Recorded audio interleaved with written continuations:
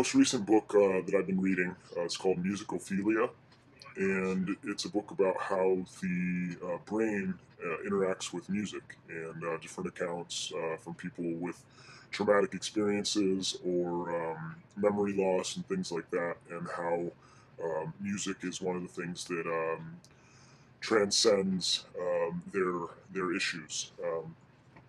It's a really good book so far. I suggest you read it. And let me know some suggestions for some books to read.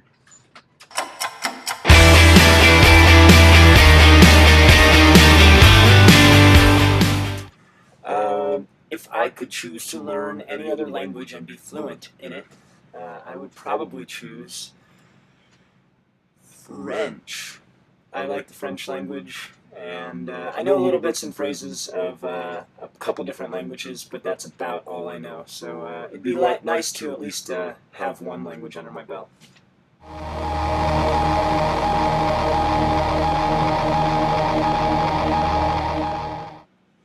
It's really an overwhelming thing to have people tell you that you really deeply affected them. And I know there's plenty of bands and songs that have done that for me, and you never really get the opportunity to tell someone that. And so when somebody does, I always try and let them know how awesome that makes me feel. And then it always comes off a little insincere, but it really is very sincere. And I'm really just very happy that I can be of some help to people. I know everybody's fucking confused. Everybody doesn't know what's going on with the world, and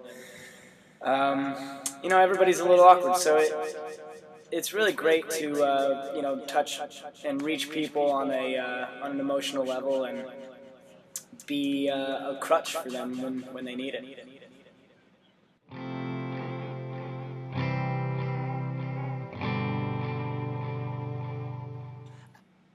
There's a lot of mixed emotion to do with the music industry right now. I think that in one half of it, there's a lot of pirating of music and things like that, and that hurts certain aspects of the industry, and it also allows it to grow as well. I mean, people can get music for free and experience something they wouldn't have been able to prior. And then at the same time,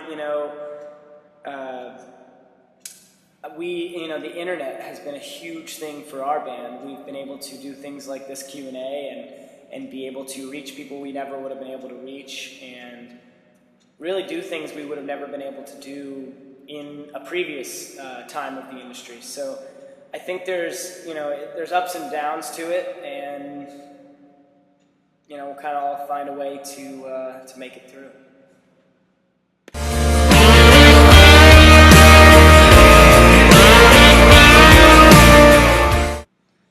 Pioneer is extremely important to me.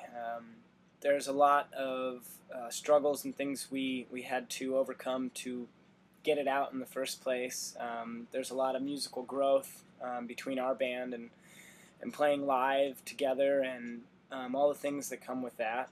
So Pioneer is really, it's one of the most important steps in my life as far as making music and really standing up for what you believe in. I think that's kind of what it represents to me.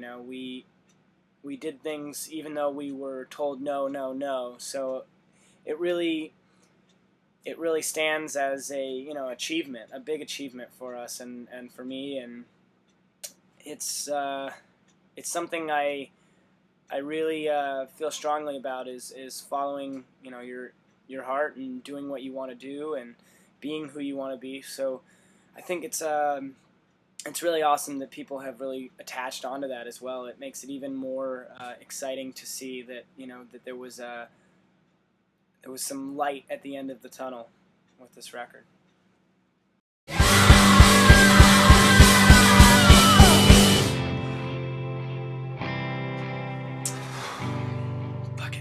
Bucket list. I don't really have a bucket list. I mean, I guess I have things that I want to do, so I have a bucket list, but I don't have it written down anywhere. So something I'd like to do off of this imaginary bucket list would be skydiving. I'd love to jump out of a plane, or just basically free fall through the sky. That would be really incredible. I've never done anything like that. I'm not really afraid of heights, so I would hope I wouldn't be too intimidated by that. So that's something I'd like to do.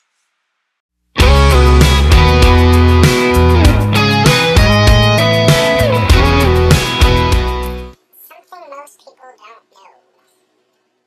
I have a really bad sense of smell. Generally, if someone farts or if someone holds a flower in my face, I can't smell it very well. So, sometimes I can. It just depends on the day. But, I don't know what the medical term for that is, actually. But I guess you didn't know that.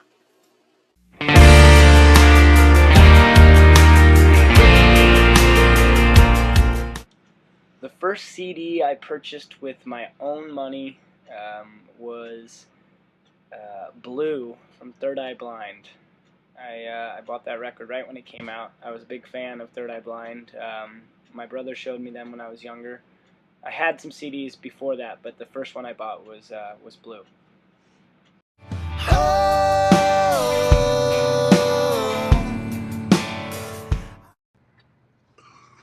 When we're out on the road, it's easy to get homesick, but really it's the fact that we're out with such great people and they have such great attitudes, and there's no ego, there's no bullshit really. Everybody on the bus, band and crew, everybody is always in a good mood, and if they're not, there's a lot more people in a good mood to cheer them up. So we don't really ever have any issues, and it's just really easy to travel with people that are laid back and kind to each other. There's no assholes. There's no problems really. So I guess that's how it's easy to not get homesick. I guess you miss certain things, restaurants. I miss my family. I miss some of my friends. I miss my dog. But overall, it's really easy to be on the road for as long as we are.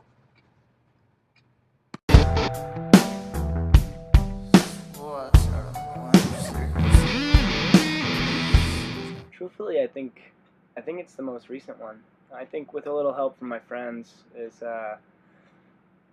it's an awesome song. First of all, it was really fun to record. Second, and it's really damn fun to play live. All the other bands are just awesome. They make it totally a really good experience on stage. I'm having a lot of fun playing it.